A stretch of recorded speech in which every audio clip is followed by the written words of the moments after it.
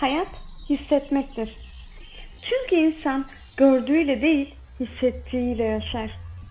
Hayat sadece yaşanan günlerin toplamı değil, hissedilen anların birer izidir. Bir rüzgarın yüzüne değmesi, bir sayfanın çevrilmesi ya da bir duanın kalbe düşmesi.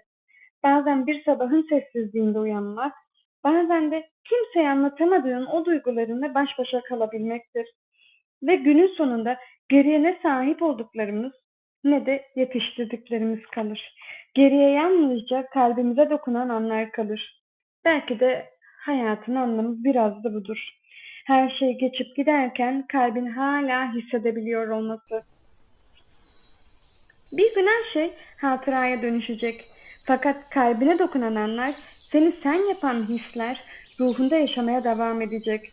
Hayat nefes almak değil, tam tamına hissedebilmektir.